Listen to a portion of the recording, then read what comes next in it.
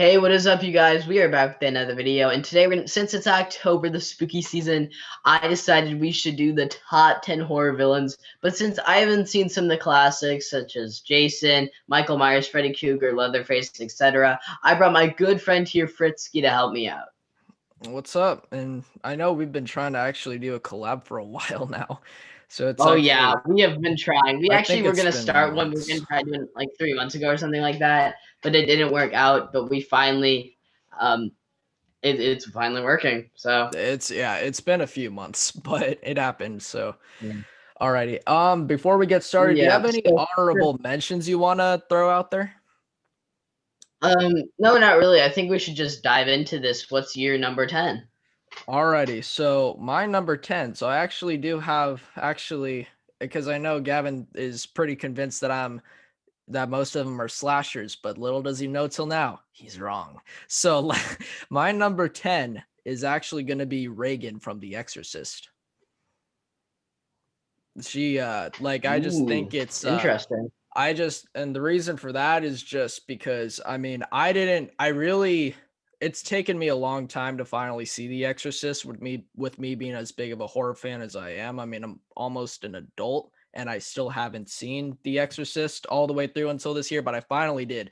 And single-handedly, it is easily one of the top 10 best acting performances of all time. Because if I heard I heard a claim that if her acting wasn't very good, then the movie probably would have been a cheesy flop, you know? But because that movie is carried by the acting, it was really important that she got her acting down. And not only did she do it really well, but it's also really impressive that I think she was only 14 when she played that part. So at the time, I mean, pretty believable for the 70s. And overall, just definitely I would say in the top 20 best acting performances of all time for sure.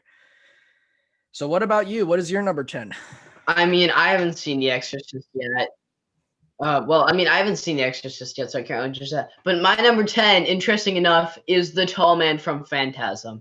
This is one no one really talks about. When you hear the horror villains that aren't really slashers, this one isn't really brought up. And like in general with horror villains, it's not really brought up at all. And I think it deserves more because the presence for him is really great, and just the atmosphere that they were able to choose for him. I've only seen the first one, but he's just so creepy and unsettling. And even if you look at him, he's not very tall, but it's just how he's able to bring that presence is what makes him a great horror villain, in my opinion. Nice. Nice pick. Yeah, I've actually unfortunately I've never seen Phantasm. So that's one I definitely got to check Yeah, out. All right. Do you want to All yeah, right, it's a really good so movie. nice. No, yeah, I that's one I So got to kick it off check with out. your number 9. I'm not kick it off, but All right. So my yes, number number 9. 9 is Sam from Trick or Treat. Now, have you seen Trick or Treat? No, I haven't seen Trick or Treat. I'm not too big on modern horror, so it's just like I haven't seen it at all. Yeah, you're more of a classic horror man.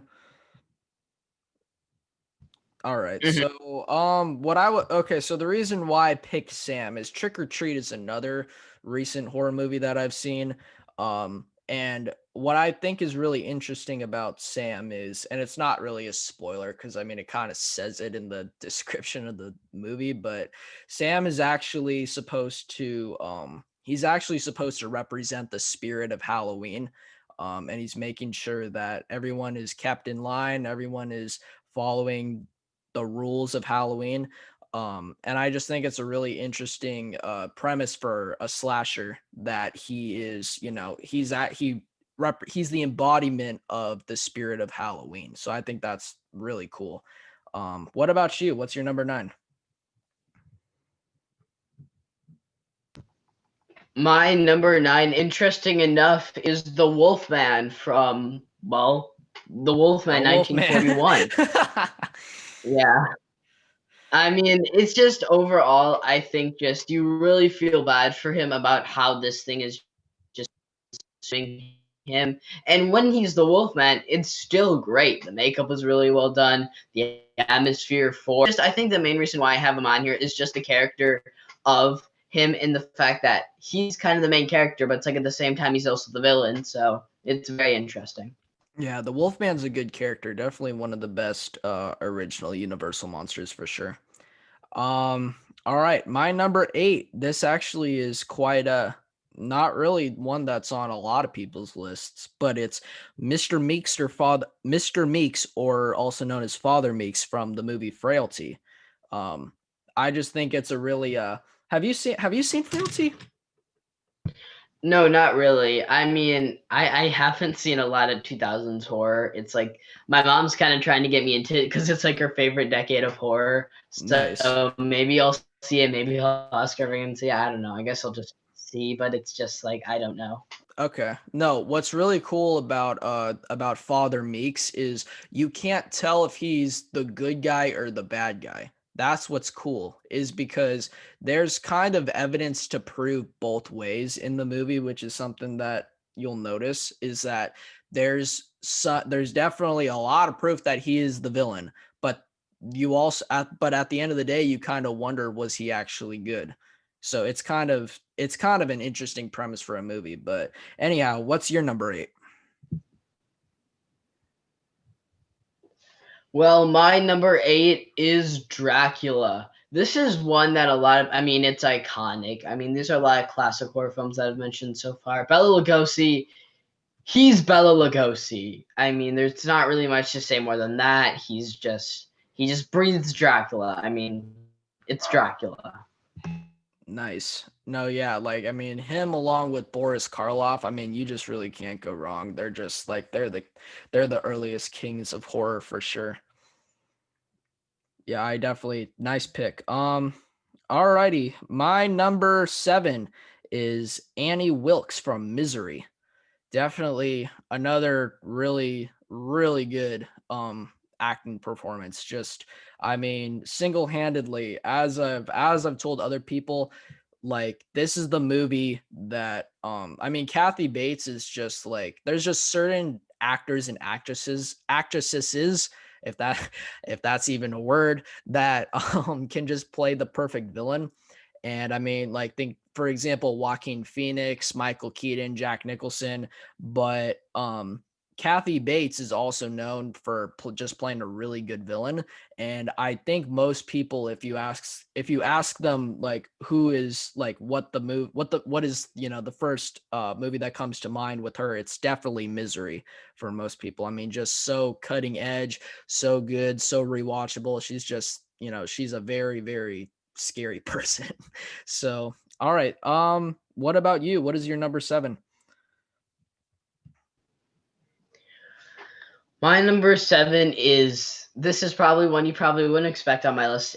It's Chucky. I mean, it's Chucky. Is there more to say than that? He's the most quotable horror character, and I mean, I can't quote a lot of his lines on this channel because I mean it's family friendly, but it's just he's Chucky. He's quotable. He's insane, and I mean, you gotta love Chucky if you're a horror fan. Chucky is definitely one of the best. I love Chucky so much. I'm willing to spend I Supreme is actually dropping a Supreme Chucky soon, and I'm high key. I never buy Supreme stuff. I shame everyone for buying like spending a crap ton of money on Supreme stuff, but I might buy that Supreme Chucky just to say that I have it. Um All right. My number 6 is actually a lot of people don't consider it a horror movie, but I say there's enough horror elements to call it a horror movie. I choose Seth Gecko from Dusk Till Dawn. Very, very I mean, I'm sure a lot of people wouldn't think of him as really a horror villain because it's kind of as you said about the Wolfman, like he's both the villain and the main character. But he is just a ruthless modern day Western cowboy, bad A double dollar sign dude who's killing vampires. So, what about you? What is your number 6? My number 6 is the Invisible Man from the 30s version, not from the new version, which a lot of people probably going to be telling me about that and say, oh, well, you're talking about the wrong one or whatever. I haven't seen the 20s version, the 2021. I don't plan on doing it recently. But overall, I love the Invisible Man. The old one is just amazing. It's just like you see him just being consumed by this, and just it's so great. The acting is really well portrayed. The special effects for back then are really good. Some of them kind of dated, but it's like the threatening fact that he's invisible and you just don't know if he's there or not. It's just what makes him such a great horror villain. I like the Invisible Man a lot. And actually funny thing about that too is what's it called? He's not I won't say he's my favorite Universal monster, but that is my favorite Universal monster film. Like he's not my favorite character, but it's my favorite black and white Universal monster film. Cause I mean it is just like between like the crap that he did with the train and stuff. Like, I think it's just like such a brutal movie for the time, you know? I mean, not pretty tame by today's standards, but like for the time, I was actually a pretty violent movie. But I like the Invisible Man a lot as well. All right, number Mhm. 5, another slasher that I'm sure you will that I know that you like, Jack Torrance from The Shining. And the reason I say that is because, I mean, Jack Nicholson is just like, it's just one of those acting performances that, I mean, everyone knows and for good reason too. Like, even those who don't like The Shining for whatever reason, um, like, they can't deny that Jack Nicholson's performance is just awesome in that movie. So, all right, Well, what's your number 5? oddly enough, my number four is Jack Torrance from The Shining. Spoiler I alert. mean, Jack Nicholson just kills it in this whole thing. He's like the Vincent Price to the 80s. That's basically what he is. The Vincent Price from the 70s to the 80s. This role pretty much brought him to what we know Jack Nicholson as. He's just crazy. He's psychopathic. He breathes the role perfectly. As much as I understand why Stephen King doesn't like The Shining, because it's not his original work, it's not what he was intending. I still do absolutely love that performance by Jack Nicholson. It's just so amazing. The atmosphere even helps it. Like that scene where he's telling Dane to come over, like generally sent chills down my spine. I mean, crazy people that they get under my skin. So Yeah. Yeah, dude, it's always the people who like that's the reason why I love like characters such as the Joker so much is cuz like they're not supernatural and they don't have like superpowers or anything like that, but they're just genuinely crazy people and sometimes those are like the most scariest villains in horror for sure. So, yeah, a little spoiler alert about your number 4, but what was your number 5 on the list? my number five was The Invisible Man. Oh, wait, crap, you're right. Okay, so my number 4, is Mr. Babadook from The Babadook. Um, and the reason why I choose that is because when I watched The Babadook, I was expecting it to be scary, and I'm not gonna lie, it really wasn't scary. But what the Babadook does is it tells a deeper story through the usage of a horror movie. Kind of like how The Incredibles tells a really cool and heartwarming, entertaining and relatable family story, but through the usage of a superhero movie. That's kind of what the Babadook does. Is it has a lot more a lot of people are watching the movie for the monster, but let's just say all is not as it seems.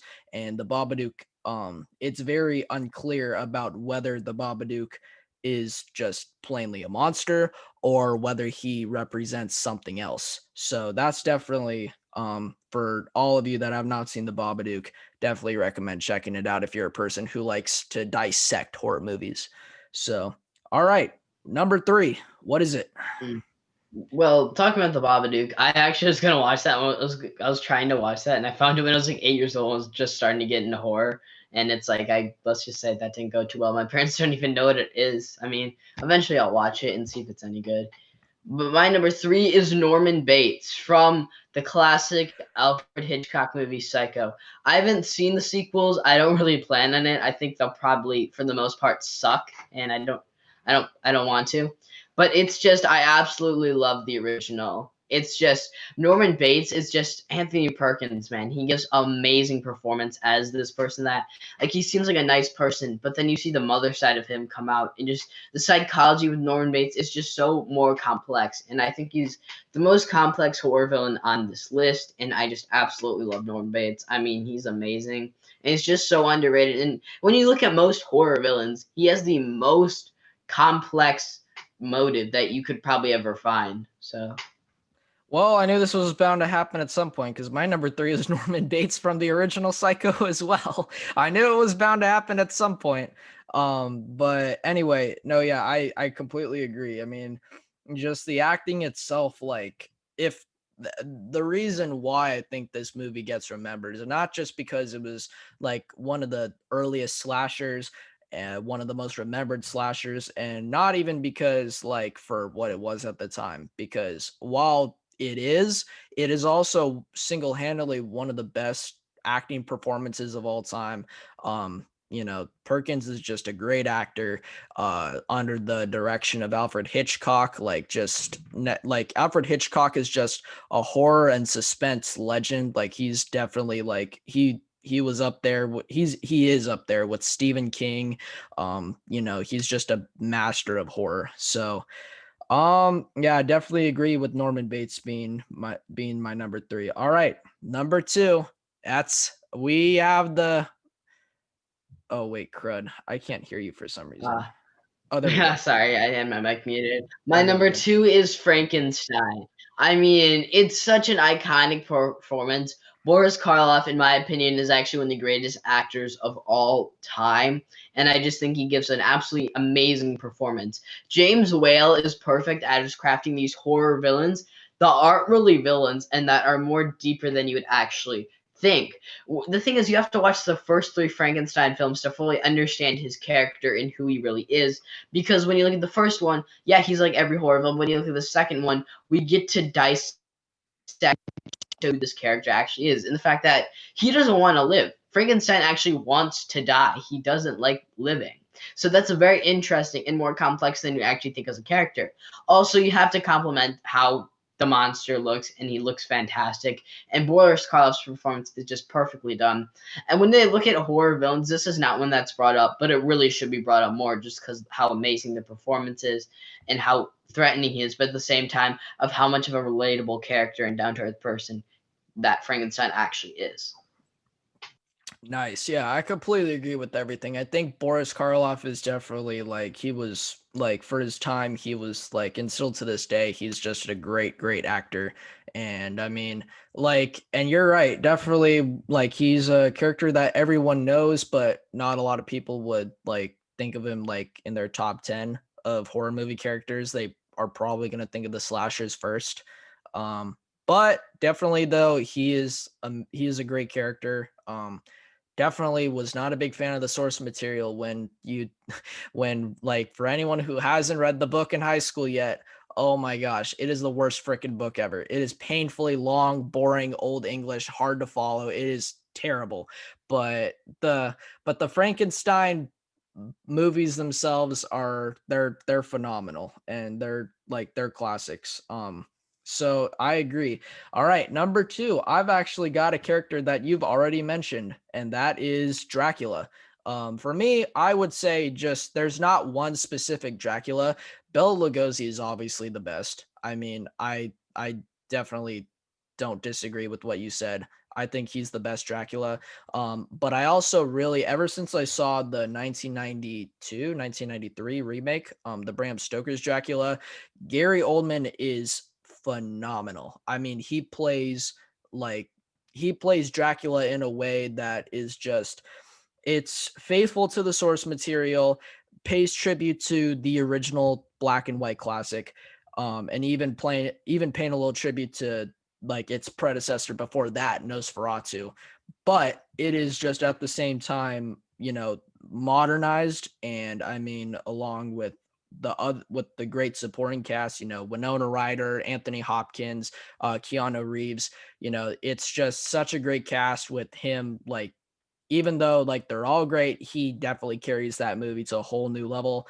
And I mean, just Dracula as a whole is just such an iconic monster, as you said before, and as you said about Frankenstein, just it's definitely that we pay tribute to the iconics.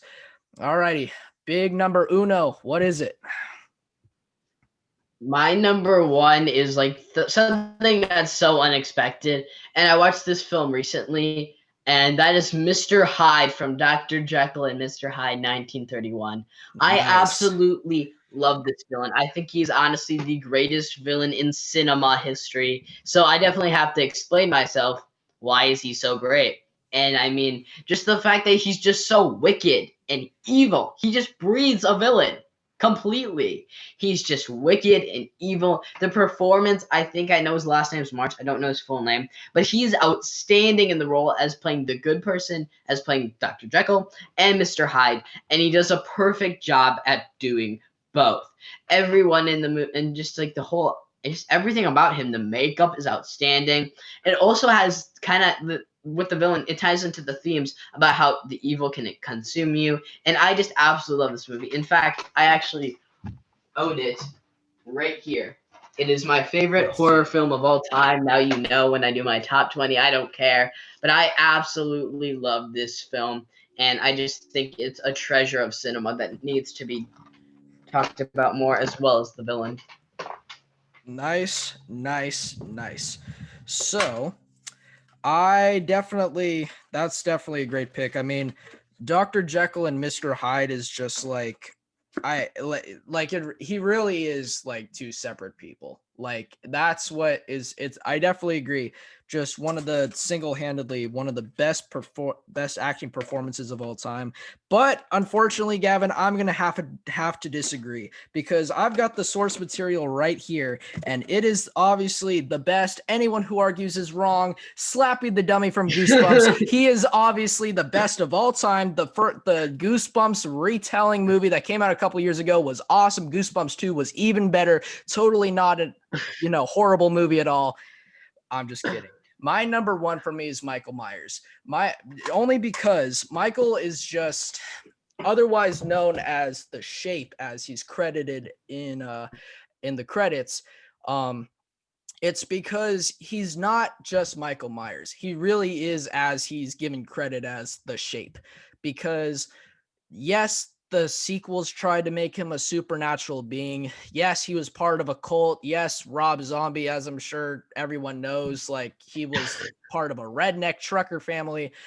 But however, at least as John Carpenter first saw him, he went from being something so simple as, a spray painted white Star Trek mask to being what he saw as the embodiment of evil. I mean, I just don't know what else could be, better as a horror movie villain other than the Shape of evil itself in the human form. I just think it's awesome that, even as a child in his earliest days when he murdered his sister at the very beginning, just he started as a killer clown, and behind that mask were, as the psychologist said, just the eyes of evil, and later on became to know, Michael Myers, the horror villain that everyone knows and loves. So that is my number one, and those are mine, and as well as your top 10 favorite horror movie villains of all time. The thing is that I mean, I haven't seen Halloween yet, and I know everyone's gonna say, and you call yourself a horror fan, but it's just like, I mean, I've said this before, and I'll say it again. I have my limits, okay? Don't get so mad at me and just say, you can't call yourself a horror fan. You can't make horror content until you see Halloween. That's what's even funnier though, is that I find it ironic that you've seen, I think The Shining is more rated R than Halloween. Like Halloween is very limited. Like, I As mean, much as I love my parents, they have odd restrictions. But yeah, you guys, that is the video. Make sure to like, subscribe. I'll see you guys next time. peace out.